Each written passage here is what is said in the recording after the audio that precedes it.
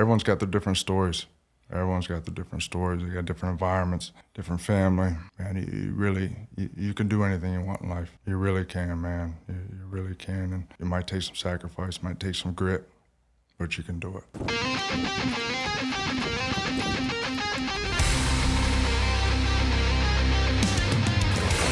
You are now tuning in to the Relentless Project.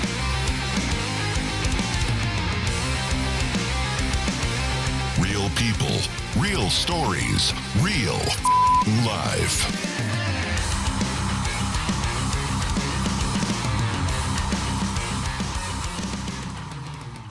And then we'll just get started. I never know how to introduce this. I still say I'm not a podcaster, but I think we're at the point where 81 episodes, I'm probably a podcaster. Yeah, I would say so, yeah. Sad, but true. You're a veteran. Yeah. Well, bro, I appreciate you for jumping on. I don't want to fuck up your last name.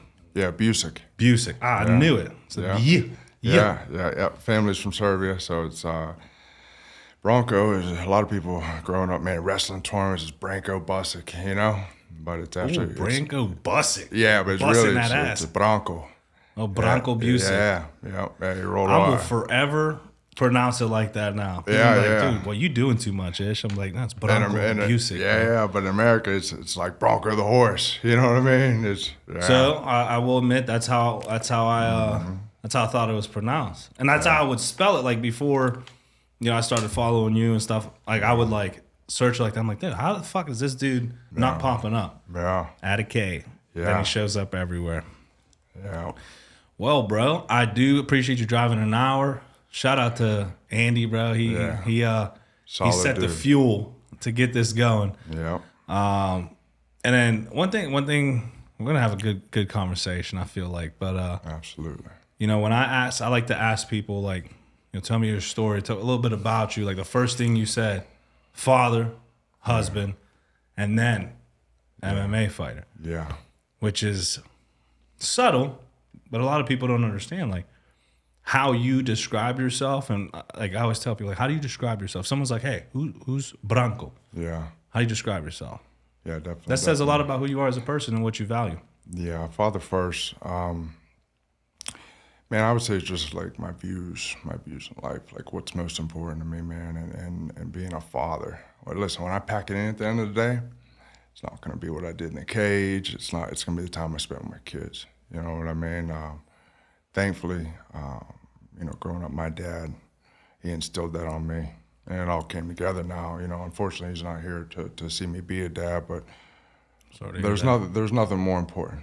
You know what I mean? And I'm thankful to have that vision. You know what I mean? Because a lot of people my age don't. I'm a millionaire, not financially, but with kids, them being healthy, I am a millionaire. You know what I mean? In my eyes. Oh, for sure, bro. I think, I had a daughter at a very young age, but that was never something I envisioned for myself. And then life kind of.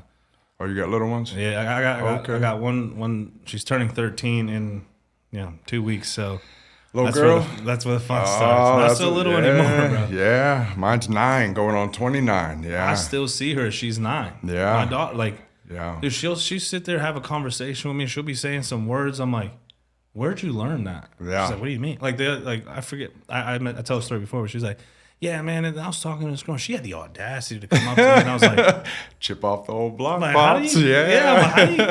What's audacity mean? Oh yeah, chip off the old. And she told me. Yeah. I'm just like, dude, kids, you'll learn so much from your kids. And I always say this, like, my daughter will never know the impact she had on my life. That's crazy. Like, you can't explain it. You can't describe it. Maybe when they're older and you're having a beer by the fire, you can kind of try. But unless they go through that same thing, my daughter will never know how she saved my life at 18. Yeah. No, I understand it to the fullest. Once my kids came into the world, man, it was my vision changed. I mean, it was just what's important, And I never really understood it, when my dad would tell me when I was a kid. I never really understood, the love a parent can have for a kid. But it's like the main thing, you know what I mean? Before I go to bed at night, I'm like, man, thank God Thank God For that, sure. thank that I have the vision to appreciate, and how happy my kids are, and how much they love spending time with their dad, and like I'm very lucky. You know what I mean? Ain't that the best feeling? It really Like when, is, like, man. I'll be going somewhere and I'll be like, who you want to go with? You want to go with me or you? Or, Yeah. her mom lives somewhere else, but we have a good relationship. Yeah, I'm like, oh, you want to stay with your mom? You want to go with your mom? You want to stay with me? And and she loves us both equally. Like, Yeah, there's no, I get but when it. she's like, I want to hang out with you this weekend, Yeah. Dad, I'm like, Yeah. I'm about to give you the best Yeah, weekend. we're You know going what I on mean? big Like, adventures, I'm yeah. about to spoil you. Like, she's big into Sheen now, and Yeah. I always said, especially when she was young, I was like, I ain't never gonna spoil her. Like, she's gonna learn. I want her to like, have the grit that I have, and Yeah. this and that. Bro, she brought me a $300 Sheen order. If you know about Sheen, everything's like $5. Oh, okay. Everything's like $5, $10. She racked it up. Bro, I'm like, how do you Yeah. get 300? She's like, yeah, Dad, but listen, I'm saving $100. I'm like, She's no, got a point. That's She's what they got get a you. point. Yeah, I'm she's like, got a point. But the point being, like, I didn't even hesitate. Yeah. She's starting sports. I'm like, yo, let's get you, because as a kid, my mom, I love my mom, everything she did for me, but we didn't have two nickels to rub together, Yeah. So, like, she would scavenge what she can to get me. I started football, and she's like, I'll try to get you stuff for football. I was doing what I was doing. I was supporting myself, because my mom was working 2-3 jobs. Yeah. I'm like, I never want my daughter to feel that. Mm. Dude, I bought her the best shoes, the best knee pads. I bought her this trainer for volleyball. This shit. Yeah. I'm like, Yeah. damn, I'm spoiling her. Yeah. Yeah, but I'm sure you also put that line in there, a little bit of both worlds. You know what I mean? You're spoiled, but yet when it comes down to it, you want to still appreciate and be thankful. For sure. I do that with my kids, man. Like, same thing, man. I spoil them, but I'm really seeing the work I put into my daughters now that they're in school.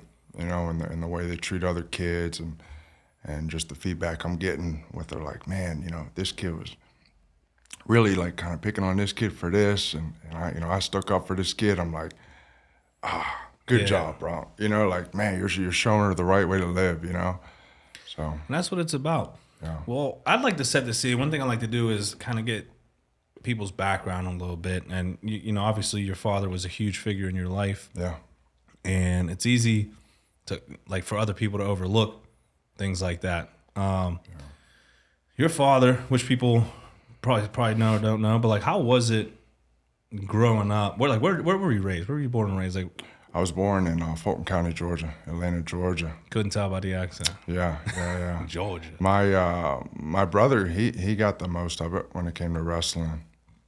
So when we moved back, man, my dad was just a heavy power lifter, man. Power lifter, and he pretty much was like the head bodyguard of Mountaineer Racetrack Casino. So that's, when I was a kid, that's what he was doing. Yeah. How is that? Like, they get rowdy over there. Yeah, very rowdy. You got to think, man, like growing up, I wasn't watching Disney movies. We were watching Sopranos, Casino, Goodfellas. And then, like for Sopranos, when they would come to Mountaineer, my dad was their bodyguard. So it's like, oh, wait, I'm watching these tough guys. My dad's bodyguarding them. So it was... Wait, he was... Anytime these guys would come into the Mountaineer Racetrack, the casino, to come in, my dad would be walking them around with a Glock and a trench coat, bodyguarding them. So I'm like, man, my dad, he's something, Yeah, I mean, he Big Bully Busick, right? That was the moniker. Yeah. And it's crazy because I was a big WWE fan, and I would see, like, I love the old classic WWE. It's cool now, whatever. But and I would see even up until recently, they were going over like highlight matches and stuff like that, and I saw your dad on the TV. I never put two and two together. Yeah. And just it's crazy the way you carry yourself and stuff. Very humble man. And I was telling you on the phone, so for a man who don't say a lot of people want to hear you speak. Yeah. Like, it's interesting how that works. Yeah, man, I don't, I try not to be too loud, man, and I try to listen more than I speak, It just seems the way, like, going back to my dad, the way he raised me, man, it's just humble, tough, but just, take care of others. You don't really need to be loud, you know what I mean? you're a good person, it'll all come back around, you know. For sure, eventually. I always believe in that. You Yeah. do good will come. Yeah, May not be amen. today, tomorrow, or the next year, but Yeah, and definitely we're no saints. You know what I mean? It you're still human, you still make your mistakes, but you know, to be able to learn from them and be grateful to learn from them. It just all came full circle. You know, everything my old man showed me to this day. You know, as a dad, as a person, it just all paid off. You know. there's a saying my mother would tell me when I was little: "Hijo fuiste, padre será." Man, I love a that. child I don't you've know what it been. means, but I love it. It's a child you've been, a father you'll be. Man, Never knew what that meant. man. Then I became a father, Yeah. and I'm like, and now she'll tell me, she's like, "Remember all the things you used to do to me? Wow. Now you're seeing it in your." I'm like, "Damn, I should have listened to Your you." mom's still around. Yeah, she's up in the area, thank God. Man, that's great. Yeah, she's a little 5-foot Puerto Rican woman Sounds who tough. walks around like she's 6'4". Yeah, sounds tough. Yeah, she'll be like, "What? Just don't think because Yes, yes. you're a man." Now I'm like, I "Mom, love that. I said I love you, but I would beat you if I had like." I don't think so. I put my money on Ma. Yeah. Attitude that she got, she'd probably get me.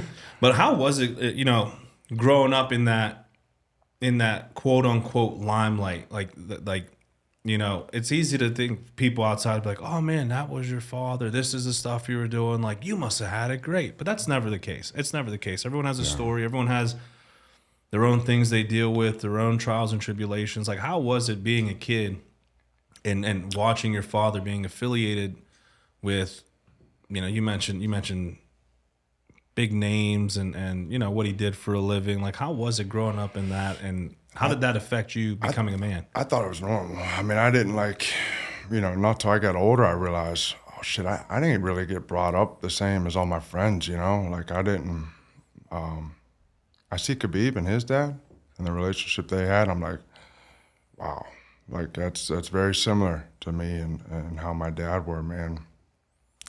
For instance, like when I was a kid, man, all my friends were pretty much on like indoor soccer. I was in a basement wrestling.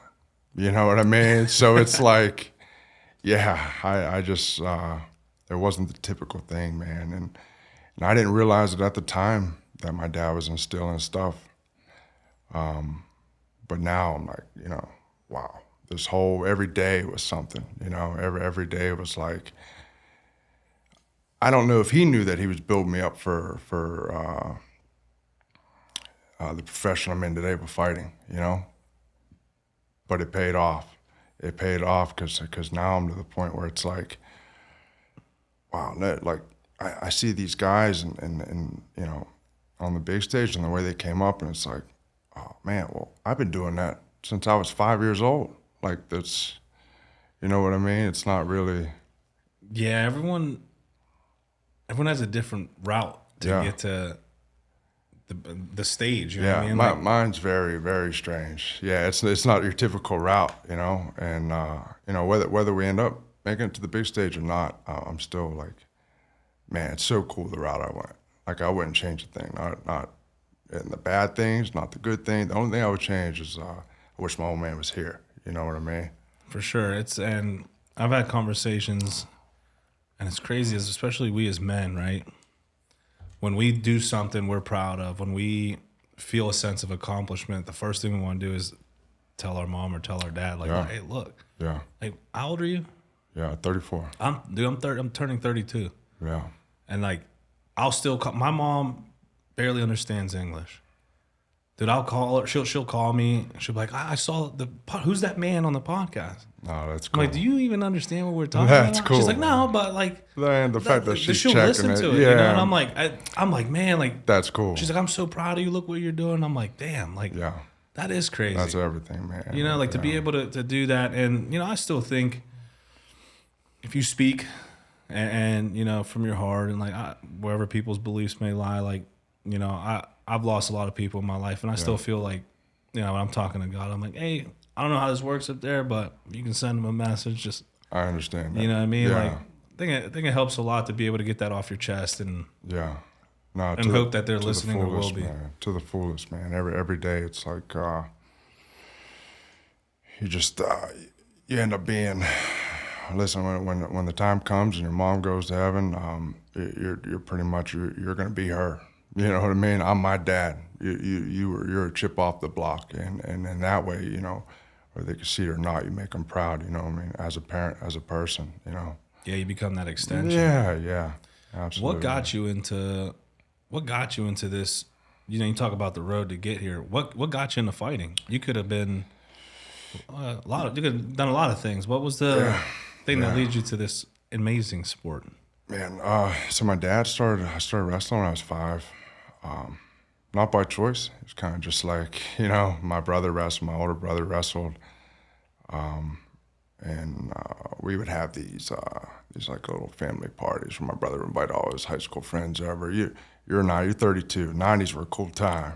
You know, in 98, like it was like rent WWE pay-per-view. You know what I mean?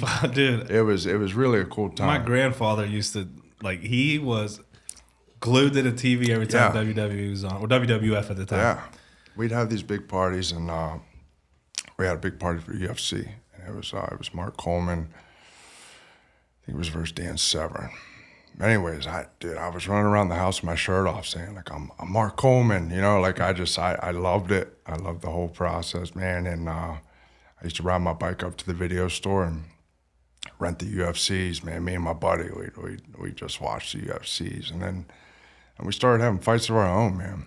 And in the backyard, we'd have, you know, just high school kids, middle school kids, you know, and we've always been, you know, in the fight game, man. Like for fun. Yeah, for fun. Yeah. We played pickup football. Okay. In the hood. That's what we did. Yeah. Basketball. Yeah, same thing. Yeah, same thing. Pick up fights. Mm-hmm. Yeah, we were doing it before it was popular, man. We were doing the fights, man. And I want to say it was like 98, 99. There's a guy by the name of Brandon Hinkle. He fought Valley Tudo, a wrestler at West Liberty. My dad brought him into my life, like I said, about 99. And, man, talked like a big brother. You know, he was actually in the UFC, I think three or four UFC fights. So I was in high school. It was like UFC 55. I was like his main training partner, you know? Oh. Yeah, so I knew, like in high school, I'm like, man, I love this. I'm already training for this, you know? There's no college scholarship for this, you know? But I'm eventually going to do this, you know, whether I go and play football or I go and wrestle, I'm eventually going to do this, you know? I enjoy the process. I've been training like a professional fighter since I was a kid. So like for me not to train, I'm like, oh, that's weird. You know, like I don't feel good if I'm not prepping for a fight or prepping for a competition. You know, it's strange to me. Yeah, it's become kind of like your normal routine, something you do. Yeah, and it's evolved so much, you know. Being a dad, man, it's actually helped me. You know, I'm so disciplined with taking care of kids, eating right, sleeping right, you know, and just, you know, living a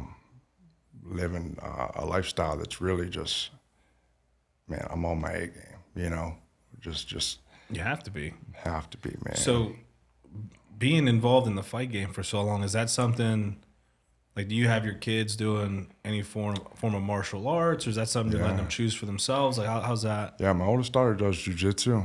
My middle one, she's not like real into it, but she's like, she just loves life, man. Just so happy. So I'm not gonna push it on her. For sure. But I still like last night in the living room, I'm like, all right, let me see your stance. Like I'm still, you know, I'm not gonna be like how my dad was, you know, like I wanted to quit wrestling when I was 6. He's like, no. Too bad. Yeah, too bad. No. So I'm not gonna do that. It's still my little girls. But I want to make sure they can defend themselves, you know? Like, I think it's so important, man.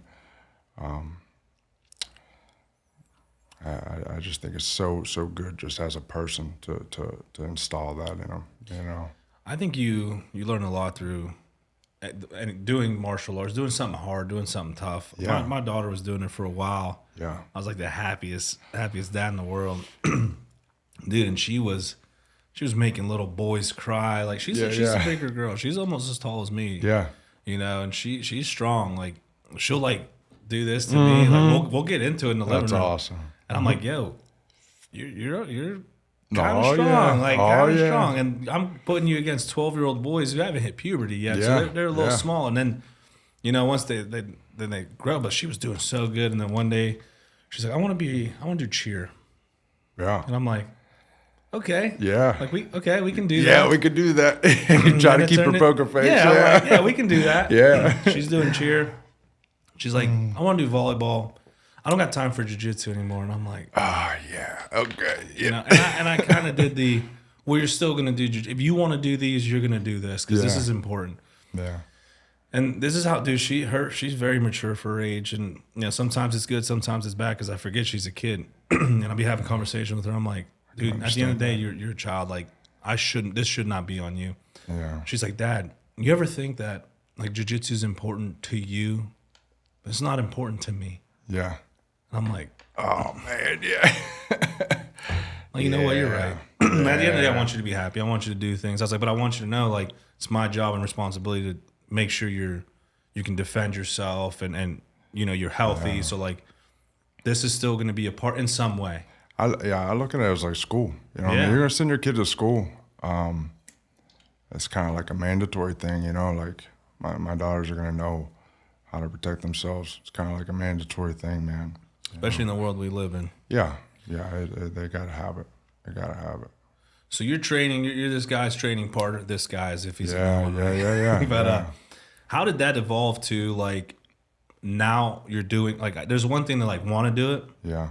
And there's another thing to, like, now you're fighting for the professional level with that goal in mind. What was that pivot moment for you? Or was it just like a seamless transition into Well, fighting? my senior year, man, I was really debating like whether I should go to college and wrestle or play football, you know. And man, the money was in football, you know, with paying for school, you know, because my dad, my mom and dad, we didn't have like stupid money, you know. So it was like, all right, if I'm going to college, I got to pay for it. So I went the football route, and you know, thankfully, you know, got a scholarship to pay for it, and then got jammed up, and then after college, man, it was like, all right, not what I do, you know, like especially me getting jammed up, I wasn't sure, man. I did some work in like the oil field, and it was pretty miserable.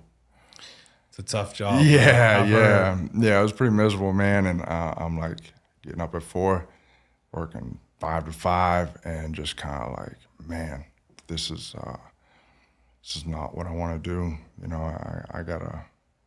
It felt really odd to not be competing and training, and like I'm like, nah, I gotta go get this. You know, like my whole life I've been doing this, and it's really odd to me that I'm in my prime and the sport's in its prime. You know, it almost feels like it's meant to be. Maybe it's not. Maybe I'm just supposed to be where I'm at now.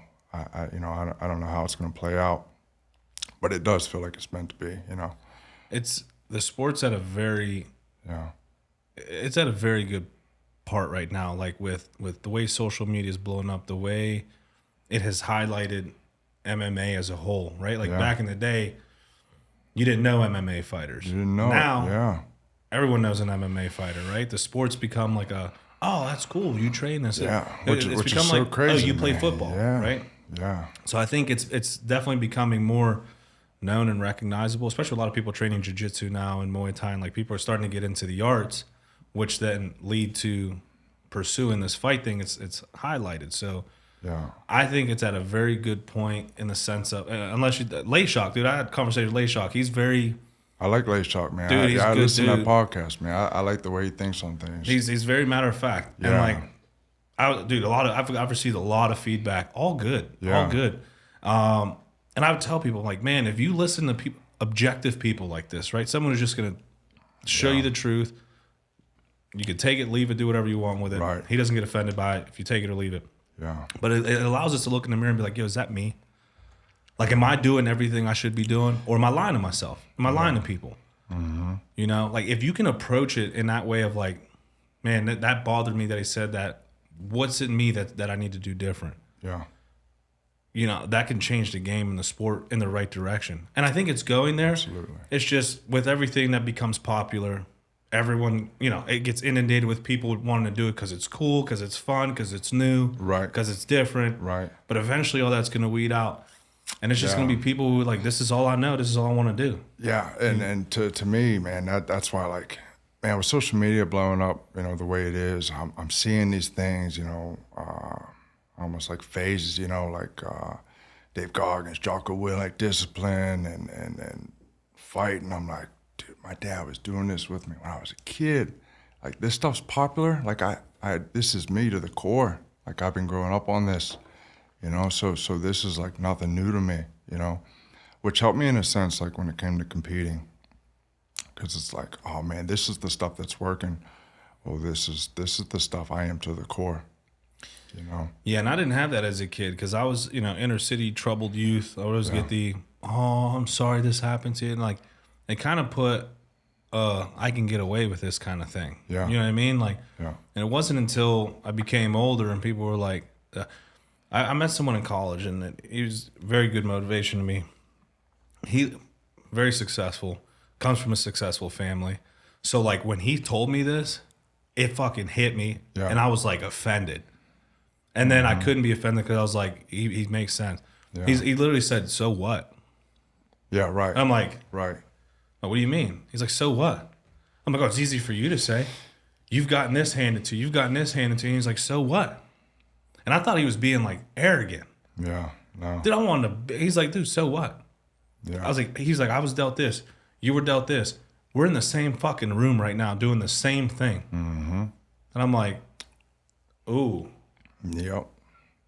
Like, yeah, we both got here different ways, but at the end of the day, we're in the same room doing the same thing.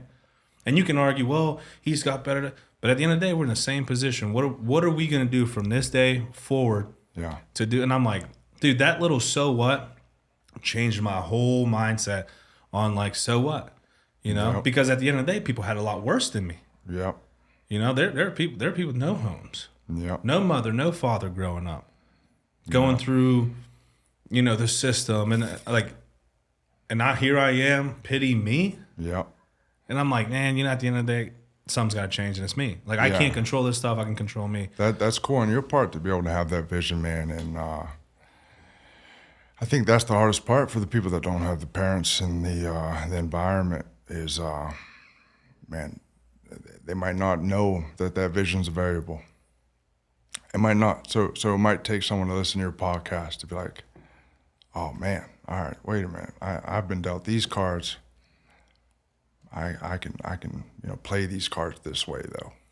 You know? And that's the whole goal. I just, like I was telling you, if I heard these conversations, if I've spoken to the people that I've had on this podcast, if I could talk to them as I was a kid, Yeah.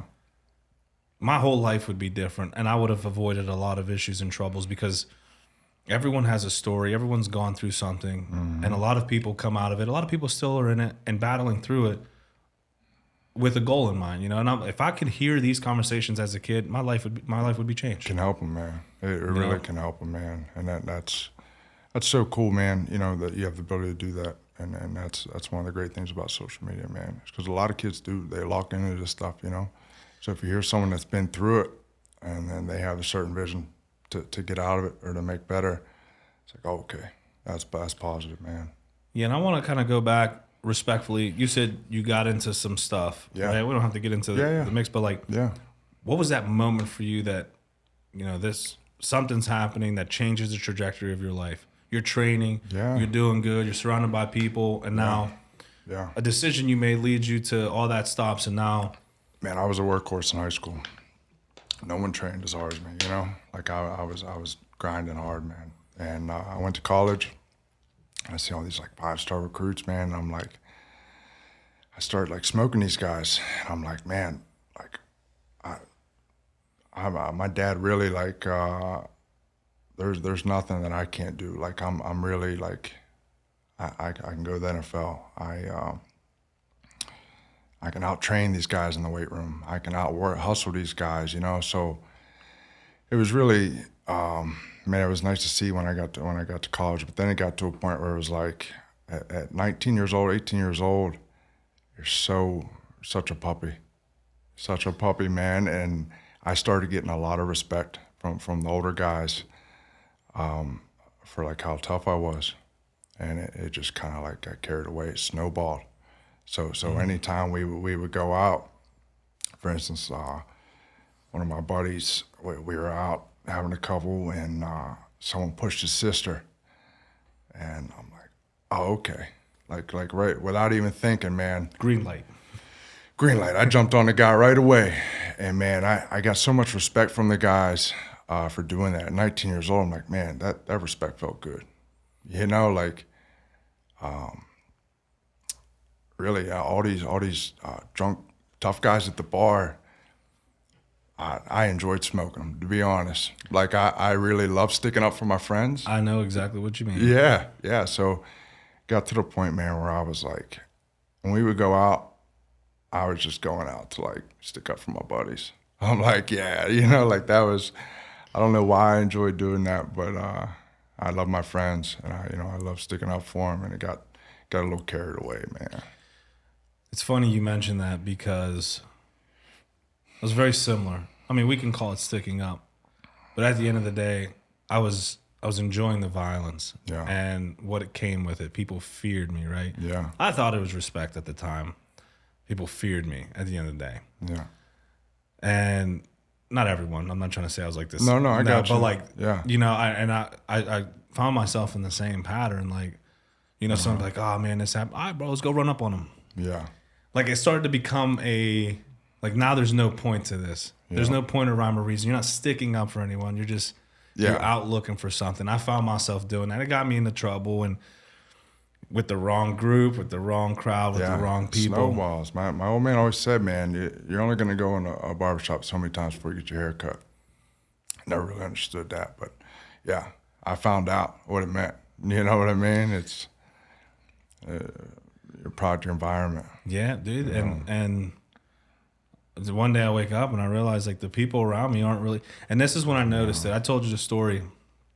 You know, a family member of mine was in and out of the system, and I decided to, like, 180 my life, came out of college. I'm like, I think I'm going to be a cop. Like, this is something speaking to me. I make the decision. I'm in the academy. I got to go visit this family member in prison now. And the prison this person was in, like, you go in at 9, you go in at 11, and at 1, everyone needs to be out. And you go in with all the prisoners and their families, and it's one big room. There's guards everywhere. So I'm locked in this room. Right. And I'm like, man, like, what's this person gonna think when I tell him? Like, I'm sitting there, like, do I tell him? Do I not? I'm like, I owe this person the respect to tell him. However the cards fall, I owe him this respect because he's done so much for me. Yeah. Not sure how he's gonna respond. Not sure how he's gonna respond. I'm thinking he's gonna flip shit. Now I'm stuck in this room. Yes. Yeah. You know what I mean? And, like, so I'm sitting there, and I'm like, yo, I just want you to know I made the decision. I, like, mumbled it. I was like, made the decision to become a cop. He's like, I'm like, there it is. Dude, and he just looks at me and goes, Doc, I'm proud of you. I knew you'd do something better with yourself. Man. Dude, and hearing those words, I'm like, coming from you, bro? And that showed his true colors. Yeah. Which is so cool, man. And he even said it. He's like, bro, like, I can see you doing that. I can see you doing good in that. He's like, I don't have no issues. He's like, I made my decisions and, you know, knew the consequences of my actions. And this is where I'm at. Man, good He's for like, him, dude, too, he was super cool about it. And I'm just like, dude, I just felt this weight come off. And the whole point of the story, right? So, like, wow, dude, that means the world to me. You know, a couple weeks later, I'm telling my friends, like, hey, just so y'all know, I lost dude, you a sellout, you fake, you this. And I'm like, these are people, I don't even know if I can say this on a podcast. I've done things for these people. Right. That allow them to still be here today. Yes, I totally understand. Dude, there came a point where I had some money, and I was like, I don't want to be affiliated. I gave it all away to these people because I was starting to change my life. Decided to become a cop. I tell them, they all just disappear. Yeah, but that also showed their true colors. Yeah, so, like, the whole point being, like, you're surrounded by these people because they make you feel good, respect, and then sometimes these people, whoever your circle is, evaluate your circle, because there's people who push you, Yep. and there's people who pull you. And if you want to do something good in life, you want to be something, and there's people pulling you, you got to make a decision, man. And it doesn't got to be extreme like mine. You're in this fight game. Yeah. You know, you text a friend, hits you up, yo, let's go out, let's grab a beer. You text back, nah, I got training today. Yep. If the response, there's two types of responses you can get. Yeah. Oh, fuck yeah, bro, go get that, man. Let me know if you need anything, whatever. Or, That's a good friend. wow, bro, you always training. Like, just come get a beer. Yeah. Stop being a bum. One beer. What's it gonna? One beer. Yep. You know, and it's like sometimes we hold on to these friends because they were childhood friends, and you're like, bro, like, I get it, like, but I got to do this. Is what I want. Oh, dude, whatever, man. Yeah, Like, when you're a puppy though, it's hard to see those things sometimes. You know what I mean? When you don't know, you don't know. what's keeping you in this environment? It's hard to see those things sometimes, man. It's hard. You know, there's a lot of things my old man's seen that I didn't see when I was a kid. You know, sometimes you just got to go through it. You know, if you're lucky enough to survive a couple of mistakes, you know what I mean, learn from it. Yeah, you win or you learn, man. You win or you learn. For sure, man. For sure. So, coming out of this, you're obviously in this situation. Yeah. How do you get back on track? Man, I probably, when I did get in trouble, man, I was probably would have been easier to stay locked up than to live with my dad. It was like, man, it was like boot camp, you know? Like I was on house arrest for about a year, and I wake up 5 a.m. shave. You know, it was hardcore discipline, but it was also, coach me on how to make a comeback in life, you know, and once again, all the stuff he put in my core to my roots kind of came full circle, you know, because even though I was getting jammed up, man, pretty much I was just out just fighting and just being a wild knucklehead, you know, and but in the same sense, like I was always like the same day I got arrested, man, I was at Children's Hospital, like helping kids, you know, like so in my heart, I always loved like, you know, helping others and genuine people. I loved helping genuine people, especially if they were down and out, man. I want to see them do good, you know. So it just really, I had a lot of time to, you see a lot of people disappear when you get jammed up, you know. I had a lot of friends, you know, WVU football, big shot, you know. But when you get jammed up, it's like, I also seen a lot of people were like, hey, bro, you're going to be all right. You know what I mean? You're that's why I'm like, it gives you faith, you know, like, man, there's some good people out there, man. Like, I got in a world of shit, and I had, like we were talking about the West Virginia State Troopers, man. I've had state troopers that I was probably going to be like, man, these guys won't even freaking look at me. But they called me and left voicemails. They're like, bro, you're going to be all right. You know what I mean? You're going to get back on your feet. You're going to do the right thing, you know? And, man, they were right. You know, I'm so, I wouldn't change a thing, man, even getting in trouble. Now my wife, but at the time, man, I started dating my wife a month before I got in trouble. And she comes from just an old school, genuine family, man. And she's about as genuine as it comes, man. And just the support, man, and her family and her dad, man, it was just like, I had such a good group of genuine people that it was like, oh, yeah, I'm so lucky. You know, it helped me get back on my feet. It helped me be who I am today, you know? So if I see a young kid get in a jam or start to go down the wrong path, man, I can genuinely speak to this kid. Like I'm not just like, you know, spitting like BS at him, like just talking. Like I've been there, done that, you know, like I can coach you through this moment. I know how you're feeling, like psychology wise, like you're going to be okay, you know. I really, to me, man, that's worth so much, man, being able to like help people. You know. I just want to take a second to shout out a few companies who believed in me. These were one of our first official sponsors, so huge shout out. Today's episode is proudly sponsored by Carbo Jewelers. established in 1997 on the values of honesty and integrity. Whether you're searching for the perfect piece, need expert repair services, visit Carbo Jewelers in Newark's Ironbound District, where your jewelry is always in safe hands. This episode is also brought to you by Continental Jewelers, proudly serving Hudson County, New Jersey since 1964. Whether you're seeking a timeless piece or need expert repairs, they've got you covered. Visit Continental Jewelers, your trusted source for all things jewelry. You can find them on Instagram at Carbo Jewelers or online at carbojewelers.com. Lastly, big shout out to Carbo Trading. Besides coins, precious metals, and jewelry, if it could be traded and collected, he's probably got it. They can be found on Instagram at carbo.trading. You can find all of our sponsors out online on our sponsor page at therelentlessproject.com. Yeah, man, and I think that's why I truly love my role as a cop, because I've been on the other side. I've had conversations with good cops, bad, quote unquote, bad cops, and I grew up hating cops because I was told to. Yeah, I was told to, and every time we dealt with them, it wasn't good. Yeah, as you get older, you realize my decisions are genuine people in all fields, man. All fields, man, and like when someone gets jammed up, whatever it is. I talk to them, and I'll flat out tell them, like, look, bro, this is what it is. This is where we're at. Yeah. Like, you can love it, hate it. This is your decisions led to this. But there's still a world after this. Yep. I'm like, just be cool, keep being cool, and dude, I'll work with you. At the end of the day, I don't want to jam you up. I don't want to see you go through it. Yeah, you want the best for them. I want the best for everybody, truly. Like, there's people who've shit on my name, spit on my name, spread rumor, and I'm just like whatever. Like, I get it.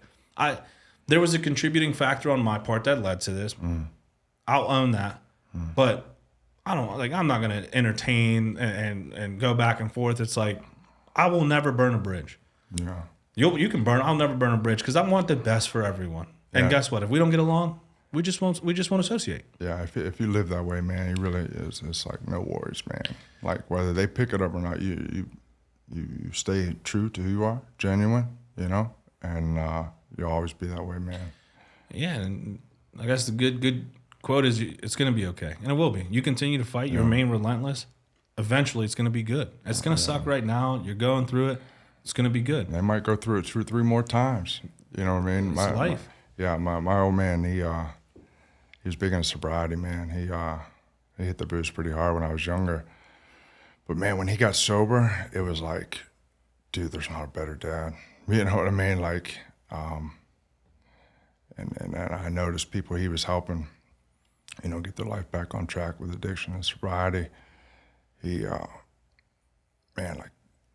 say they fall off the rocker, 2 or 3 times. Well, my dad was always there. Now, he wouldn't be like, oh, it's okay. He would shoot them straight.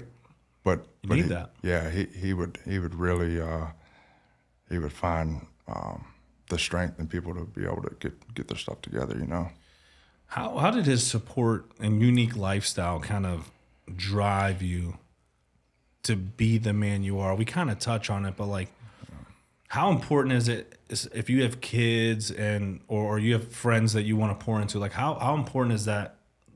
Like, how was his support and unique lifestyle? How did that impact you? And how is we as men, you and me talking, how can we pass that, what your father did with you, how can we pass that along to our children and our circle? Yeah, it all comes together, man. I really believe you gotta, how you said, I'm not a man of many words. I try to just like, for example, my daughter sees the way I interact. We go to Walmart and some lady's going crazy on me.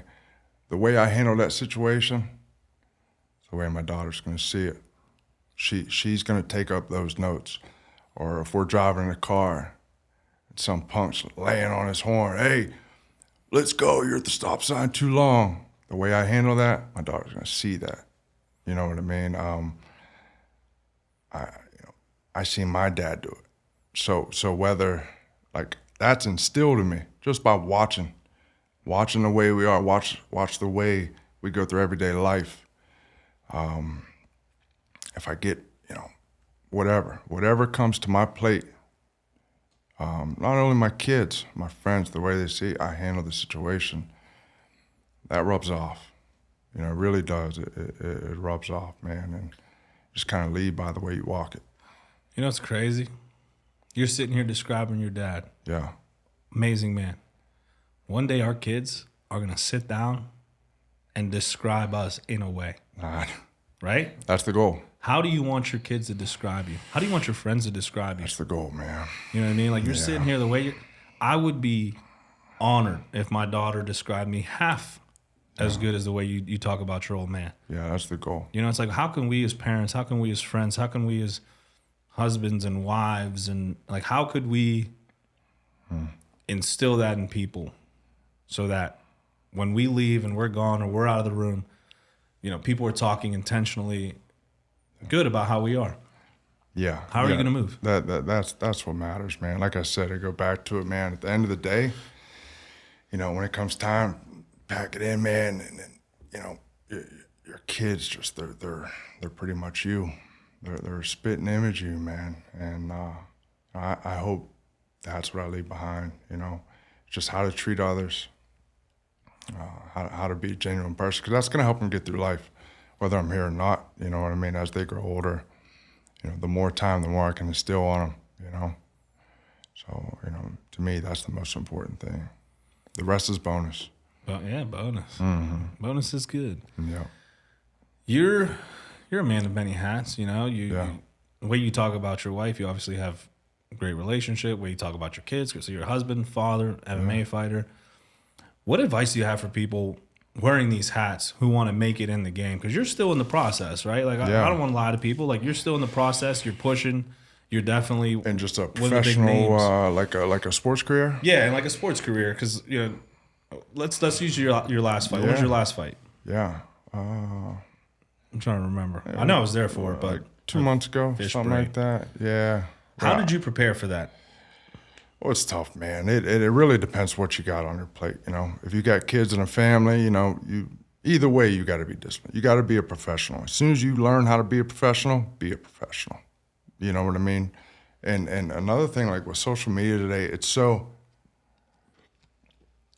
easy to see the process that these professionals are taking. You know what I mean? As far as or the perceived process. Yeah, that's true. That's true. You know, you got to see, and it shows how much you love it and how much you really want it too. You know, if you say you want it but you don't live it, well then, good luck trying to make it happen. Good luck, because you have to live it every day, whether you want to or not. I'm in the shadows working, you know, and I'm training hard, but I also love the process. You know what I mean? I feel great when I'm training. I feel when I'm living right, I'm eating right. If you don't love that process, you know, or you know, like you said, you want to go out and have a couple cold brews with your buddies, you know, that's fine. But there's a guy that is living right. You know what I mean? Yeah. Don't be upset at the outcome. Yeah, you got to realize what it takes. Now, if you got a young kid that doesn't realize what it takes, maybe they listen to our podcast today and they're like, oh shit, okay, I got to do something different. I got to put more into this. I got to cut this out. You know, I really, if this is my end goal, I got to really take these small goals to get to that end goal, which is everything. Yeah, Dempsey said it best: 1,000 wins before people see the big one. Yeah. You know, and those 1,000 wins, especially in training, man, like, are you eating right? Or are you, you know, you're rushed today, so you go grab fast food or you grab something quick. Yeah. Are you eating right? That's a win. Yeah. Are you training the way you're supposed to be training? Or did you skip today because you're tired or you're sore or I just don't feel like it? Yeah. You know, like a lot of people don't be upset at the outcome if you didn't go through the process. Yeah. Yeah. And unfortunately, a lot of kids just don't know. You know what I mean? Like I said, like my dad was kind of like Khabib and his dad. Not all kids are really that lucky, you know, to have that instilled in them, man. And I believe in today's world, you know, it's a little bit easier to pick up like the tools they need, you know, to understand, like, you know, you hear someone speak and understand how dedicated they are, you know. And I'll say, and not to be insensitive, but like I'll say, so what? Yeah. You know, like there's people like you, like Layshock, like, you know, find a gym. There's people in there willing to pour into you if you're willing to pour into yourself and receive it. Yeah. You know, like, you know, I didn't grow up with a father figure. You know, my brother was my father figure, but he was doing his thing. It's easy to be like, oh, you know, I'm this way because of my past. Yeah. Nah, I intentionally made decisions to surround myself with good men so I can learn from them and kind of like get into these rooms and grow into different rooms and surround myself by good people with good mindsets to push myself. And then also, I know this isn't free, right? Like I hate freeloading. So I always pour into as many people as I can because so many people poured into me. Who am I to take and not give? Yeah. So like surround yourself by these people, dude. Like I tell these kids, especially these young fighters, like, oh, I don't have this. Find it. Yeah. It's out there. Well, like you said, it's easy. And that's the thing, man. You see a lot of people take the easy route in life, you know. When I got jammed up, man, I could have easily, you know, said, poor me. Went and got, you know, a job I don't like and you know, and just, oh, man, I could have did this, you know. But I didn't stop. You know, I showed what they say, grit, you know, and then, you know, I think showing grit and pushing through something, even though it's not the easy route, is really important. When did you go pro? I was 5-1 as an amateur, and then I got an offer to fight Tyrell Fortune, big old heavyweight in Bellator. And I talked to my dad, I'm like, Dad, I don't, you know, yeah, he's undefeated heavyweight, but I think we'll be okay. You know, let's go see what it's about. You know, I don't think there's anyone out there that can really, you know, if I'm training right, that's gonna smoke me. You know, growing up, you know, with Hinkle, like I said, my senior year wrestling, he was fighting Sean Gannon, who just beat up Kimbo Slice, UFC. I was his main training partner, you know. So a heavyweight, I think I was like 212 when I fought Fortune. But I was still a puppy, but still it was a good turn pro, you know, because I want to go to the Wolves. I don't want to fight someone I'm going to smoke right away. I want to see, oh, this is 8-0 Bellator heavyweight. Let's go see what he has to offer. You know, let's take our chances. What was the deciding factor to turn pro? Because there's a company, you could stay amateur for a couple, and people, you know, I'm a huge proponent of stay amateur until you've got your training regimen right, you've got your team right, you've got your cutting right, this is where you can mess up, right? Records don't matter in amateur, like in my opinion, right? This is where you're sharpening your sword. Yeah. You know, what was that deciding factor? Like, it's time. I didn't really look into it. I just went. Yeah. Sometimes it'd be like that. I didn't. Man, I sometimes really a lot of the time in my life, man, I don't really, you know, look into those things and you know, back home, man, there wasn't much like MMA's not really like I was the only one really in it. Me and my brother Hinkle, you know, we were the only ones that really, you know, we were banging mitts, we were wrestling, we were going at it wrestling, hardcore wrestling, we were running hills, you know. But a lot of the work that was done was by myself, you know. So that's why, like today, man, having Stout and a team and training partners and coaches, oh man, it's like a new life. Shout out Stout. Yeah, I'll be back. I promise. Yeah, for sure, man. What a good crew up there. What a great crew. Talk about good intention, man. Man, and man, it really helped me, man, because it got to the point where it's like, I don't have no training partners. I'm back home. My brother Hinkle, he moved to Florida. Like I got my other brothers in Florida. I got no big bodies to roll with. I mean, I can only bang his heavy bag so many times. You know what I mean? I got no one. What do you walk around at? 220. Oh, shit. Yeah. I'd have to be your partner. Yeah. No, you're in. Me and you. Yeah, we're in after this, buddy. Yeah, so damn, I shouldn't have asked that question. No, I'll see you up Stout. But like once I found Stout, man, it was like I was ready to hang it up. I'm like, man, I was telling my wife, I can't do this on my own, man. You know, trying to work and then trying to like find someone from there and schedule them for a 4:00 wrestling session. Like, this is just madness. Like, you know, that's unfortunate because I can do it, but I I'm not in California. I don't have a great jiu-jitsu place to go to every night. I don't have, a great MMA gym to go to. And then I found Stout, and I found training partners, and the coaches there I love. And it's like, oh shit, okay, I got everything in line. My body, I'm in peak form there, peak form mentally, and I finally got training partners and a coach. Okay, well, I'm gonna give this another run. And it seems to be really coming together, man. Everything is just really in line, man. Really in line. And what's your typical training session look like, or preparation for a fight? Like how's that look?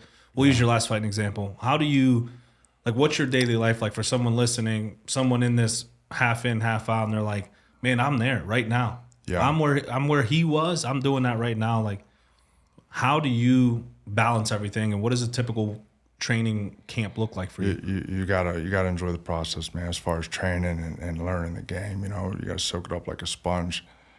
Thankfully, my whole life, strength and conditioning, man. Like I don't need to hire a coach. I've been with the best of them.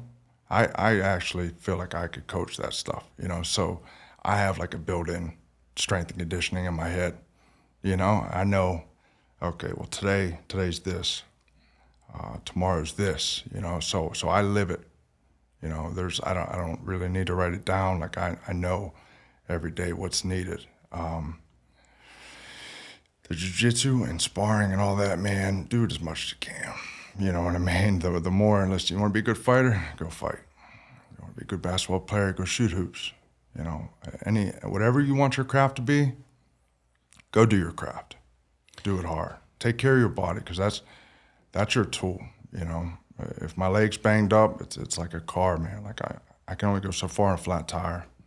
You know what I mean? Take care of yourself. And the older I get, recovery's a big part. I'm no spring chicken. So, like for instance, Tuesday night I was down Stout, scrapping it out for 2 hours. Well, the next day I get out of bed like an old man. You know what I mean? So I know, all right, well, you better eat right, because you got to take care of yourself. Yeah. So advice to a young one trying to make it, man, I would really enjoy the process of training, and psychology is a big thing as far as fighting, or as far as any sport, man. Like psychology is huge, man. Like in football, man, I was crazy about studying film. I believe the same thing in fighting, and just the mindset. You see certain fighters. And certain fighters that are really good, well, they have a certain mindset. John Jones, for example. I feel like he's really been able to hone in on how to study and enjoy the process. I feel like that's huge. Yeah, the sport's definitely turned in that point. Like now, there's so much film available, and with the UFC, you can watch professionals fighting. Yeah, you have to. That's those mental reps, and we do this in policing, right? Like, I think mental reps are just as important as actually doing the reps. Now, that doesn't mean replace actual reps with mental reps, but like it is just as important. It's just as important. Though. You're right.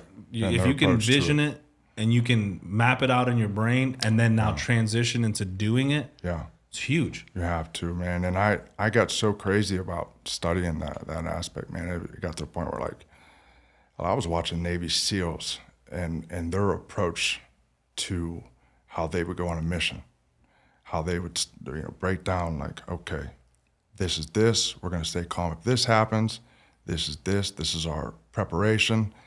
And man, it gave me so much comfort, you know what I mean, to learn that process and study that. Like my nerves before a fight are not, I'm not nervous, Yeah, I mean, you're still nervous, just because your normal instincts but you also find comfort in your preparation, man. Like it's really, and it's cool too, you know what I mean, to be able to go into flow state because of your preparation. Dude, flow state is huge, and huge. You made a good distinction. Like everyone's nervous before a fight. Yeah. But is there debilitating fear? Yeah. Right. The more you prepare, that fear goes down. You're still able to operate. Yeah. And that's why, like you mentioned the SEALs, dude. They plan, contingency. And that's why a lot of their operations go very successful, because there's, hey, this is the plan, this is the goal, this is the mission. Yeah. How do we get there? They start back planning. All right, well, if this goes wrong here, this is what we'll do. If this goes wrong here, this is how we'll prepare for that. And then by the time your pre-op plan is completely done, you have a contingency for just about anything that can go wrong. Yeah. And how do you handle adversity too, you know? Listen, we were talking about Sean Ryan. I listen to, you know, a lot of he's got a lot of like captains on there and how they lead. Man, it all comes back to parenting, you know. It's all full circle, you know. Like, you know, the way a captain would lead a crew, a Navy SEAL crew, same way you are as a parent. I lead my daughters, you know what I mean. You lead them by example, and how you stay calm in situations. It all works together. Yeah, good leadership experience is huge. Parenting. Yes. Yeah. You know, if you can't lead your family, how are you supposed to lead troops, lead fighters, lead an organization? You know what I mean? Like, in tough times, you got to show that you're able to, no matter how crazy it gets, man, is to just stay calm and you know, have grit and work through it. You know, it's huge. And this is an industry that's up and down. What drives you to keep fighting, especially with the background you had, the experiences you've had, the things you still got going on, like not still got going on, but like you have family to take care of. You have, you know, work obligations to provide for your family. Like, what drives you to keep fighting and pursuing this as your goal? It's kind of like my college degree. You know what I mean? Like how we talked in the beginning. You know, just growing up with it. It's what I know. You know, other people have certain specialties. This is my specialty. Got to see it through. This is my specialty, yeah, and I got to see it through. And my window is closing, but my window's never been more open. You know, so I'm taking full advantage of it. If I want to have a freaking white claw before bed, I don't, because I know I'm going to be more sore in the morning because my muscles ain't going to recover. Like, I'm very disciplined. You know what I mean? I want to see it through, see how it plays out, you know, before my window closes. Now with a family, you know, you work. You got to take care of your family. You know, if you're fortunate enough where you financially are able to not do that and just focus, then you know, so be it. But if you got to do both, well, you also got to be honest with yourself too. You know what I mean? If you do not have a chance at making it and competing with the big dogs, then I would enjoy the family. You know what I mean? To shoot you straight. You know, you also got to be honest with yourself. Thankfully, my wife, man, she's so supportive, and she sees things the way I do, and she's like, Branko, you got to give us full go. You can't. That's huge. I mean? Yeah, that's huge. Huge. I'm very lucky, man.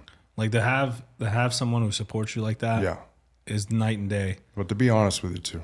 Yeah, you know what I mean. Yeah, shoot you straight. Yeah. You want someone who's not going to feed the ego, right? Like, you want this, she wants to support you, so she's gonna like, oh, go for it, and then you get hurt or something like that, or because it's something you have to be very conscious about, man. Like, I'm at this point where like I had meniscus surgery, currently rehabbing it. My PT, phenomenal dude, but he's like, hey, we're gonna start running now, but like real short, no sprinting, because there's something going on my knee where it's locking and the kneecap's popping out. Old man. But I want to get back to training. Yeah, old man. Yeah. But I want to get back to training. That's something that fulfills me. Yeah. And also, there's a SWAT test coming up. And that's something I've always wanted to do. And it's coming up at the end of the month. And I'm like, I haven't ran in a year. Dude, so I ran 2 miles the other day. Yeah. 20 minutes. I'll give myself credit. Like it's not that's craziest, moving. but given it feels like I did a leg day. Bet sore, huh? Dude, so sore. I woke up today, I'm like, why am I so I ran, dude. Why am I so sore? But it's like, I got to run again. I got to run again. Yeah. You know, my knee feels good. I mean, it doesn't feel great, but it feels good. It's not debilitating right now. I got to push through that. Yeah. And it comes at, be real with yourself. Hey, is this going to put me back, or is this something I can push through? It's something I can push through. I got to push through it. Yeah, and if you're able to work around the injury too, if you could smart work around the injury and still let that heal, that's big. It's big. And getting ready for a SWAT team, and that's, you got to really, you got to work your ass off to do that. Yeah, you're going against dudes who are fully healthy, and this is Yes. what they want. And Yes. then here I am, like, I'm gonna put even my knee. They don't care. So what? But with your mindset, you can work around it and make it happen. I will blow my knee out as long as I pass. Yeah. Yeah. I'll deal with that Yeah. tomorrow. You can work around it and make That's it not happen. advised, but Yes. that's how my mindset is. Yeah. Like, if I can get through this, Yeah. I'll get through the next thing when it comes. Yeah. You know? Absolutely. What are your goals in fighting? Like, where do you see yourself in the next 5 years? I'd really like to go to the UFC. I really would, man, and just I like to see where I stand with those guys. You know, I watch the fights and I see the way they compete, and I'm like, man, I see people in there. I know I can compete with. You know, I really do, and I say that with my whole heart, man. But I mean, to me, that's bonus. You know what I mean? So I put the full effort into it. You know, to me, like I said, I'm already a millionaire with my kids. You know, to give them a good life is, you know, is my main goal. But I do feel like it's meant to be, just with the way I came up, man, and watching these guys compete and my ability. It's like, man, if I'm in line, I can do this. You know, there's no reason why I can't. You know, I hope to see you there. I think that's and that's like, dude, it's so crazy. Like I interview a lot of people and like try to push them in the best way I can. And like if I can sit back and be like, dude, look at him, dude, look what he's doing now. Like that would be huge. Yeah. That'd be huge. Yeah, and speaking like how we talked about, you know, say a kid jumps on here and listens to this, and then, you know, God willing, I make it to UFC and I do well. It's like, man, you hear what Bronx said? How if you do this and you stay true to it, you could do this. You know, that it could really, if you put in what you need to put in, it can all come. For sure. You got to do the work. Yeah. How is fighting and training, how has that developed your personal life? Like how, because I'm a huge proponent of if you take the principles of fighting, of training, Yeah. and you apply it to, that's why I think it's huge for people to train. And you don't have to be a professional fighter. You don't have to fight in a cage, but like going out and pushing yourself and seeing like, where am I in life when I reach adversity? Yeah. Because what's more adversity than someone trying to pummel your face in? That's pretty adverse. I recommend Jiu Jitsu for everyone, especially in the police force, man. I'm a huge proponent of that. Dude, it should be mandatory. I agree. I'm the biggest critic, bro. It should be mandatory. Mandatory. And blue belt was the goal. I think it should be pushed up to purple belt now. You know how many people are training now? Yeah. A lot of people. They have to. Like you have to be on top of your game. No. How has training developed your personal life? Your relationships? Yeah, it's who I am. You know, it really is, man. It just rubs off, you know, and when times get tough, no matter what it is, you know, it goes back to grit. You know, you can show your true colors, you know, when times get tough. That's the most important, you know. What legacy, when this is all said and done, what legacy do you wish to leave behind as a fighter? Yeah. And as a man? As a fighter,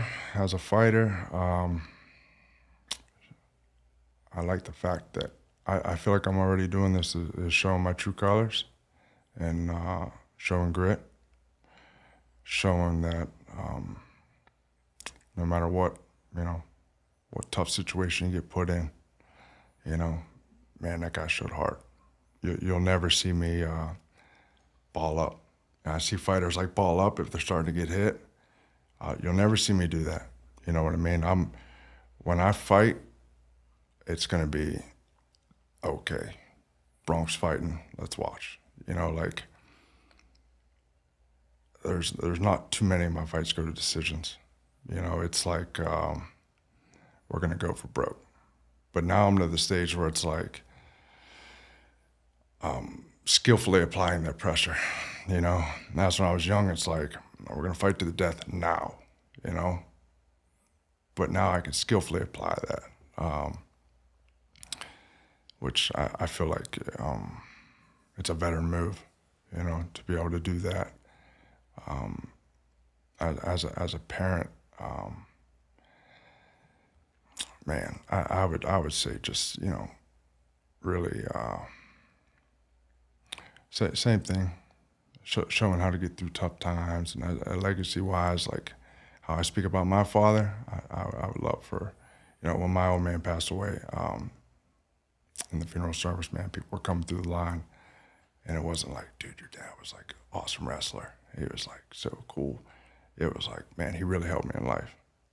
It was, I was down and out one time, and your old man really helped me out in my personal life.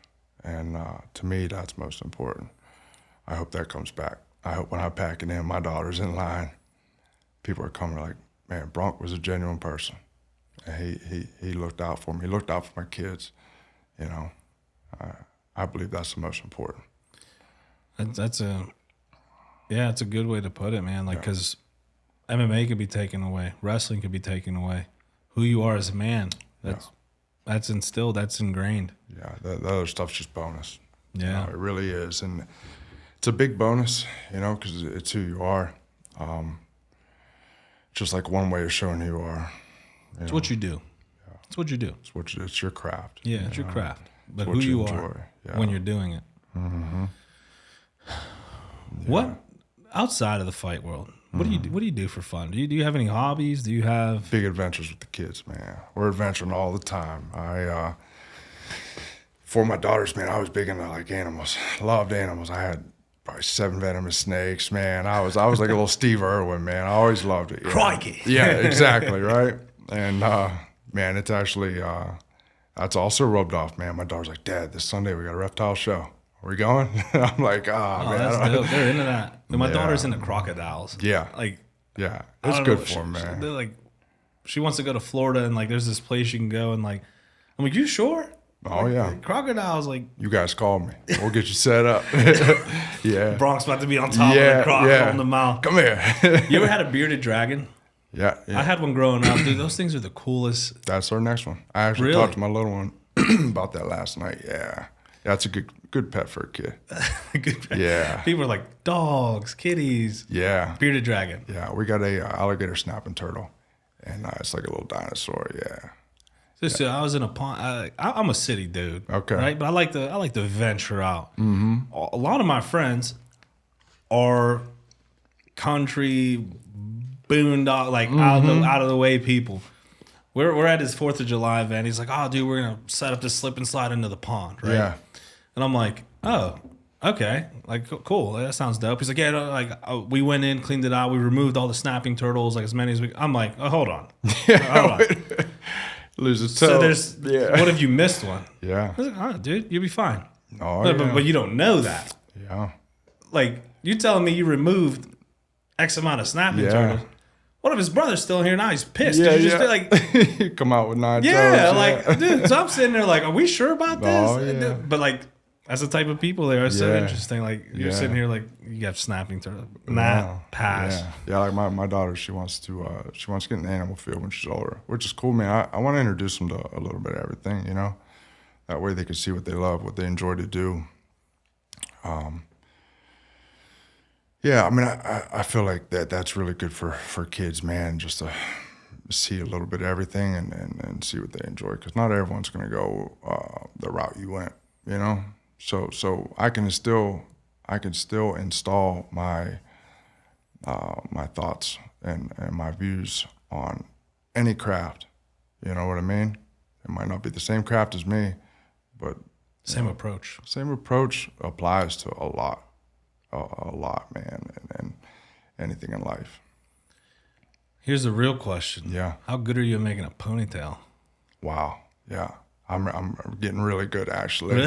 Yeah. You do the vacuum approach? Ponytails and making bottles. Dude, I can make a bottle like that, dude. Like, it's really, He's a man of many crafts over here. Yeah. No, I cover it. Yeah. My daughter, man, like, she does not like how I do her hair. Yeah. She does it now. She's old enough. She does it herself. But I remember like getting her ready for picture day. Yeah. She's like, I want to hide, like giving me this thing. So I'm YouTubing and Googling, and I'm like, oh, I could do this. Yeah. Man. Good luck. Bro, I bombed it. Yeah, She literally looked at me. We're looking in the mirror. She just gives me this look like this. Yeah. I'm like, what the She's heck, like, dude? take it off. I'm That's like, it. Shut it down. dang. And you know what? It's like, I have a good core of friends who like hype me up, right? My family hypes me up. Yeah, man, you're getting good at that. When yeah. your daughter looks at you because you can't make a ponytail, she'll shoot you straight. biggest failure. I was like, damn. Oh yeah, yeah. So that's something I'm still honing. She won't let me touch her hair now because she's old enough that she can do it better. But I do get that. My oldest is going through it too. Yeah. I'm like, man, I can't even make a ponytail. I can fight. Oh yeah. I can run a podcast all by myself. I'm a cop. You know how hard it is to be a cop. Yeah. I can't do a ponytail. Yeah. Yeah. Kids will humble you, man. They'll let you know. Yeah. Kids will humble you. And there's a rumor that you can rip a telephone book in half. Unfortunately, I can't find a phone book anymore. I tear one apart. Oh yeah, man. I was up the Arnold Expo and this giant Samoan. Man, he just made it look like one piece of paper. Just ripped right through it. I heard of the way to do that. Yeah, there's a little technique to it, like in everything. Still in life. hard though. It's still hard because I've tried it. Yeah, You have to like bring it in. yeah. and There's a little technique to it. Yeah, but if you get the technique, man, you can smoke it. Yeah. I'm gonna find a book, dude. I'm gonna find a book. We're gonna get you one. Yeah, we're gonna we get you one. can rip anything in here.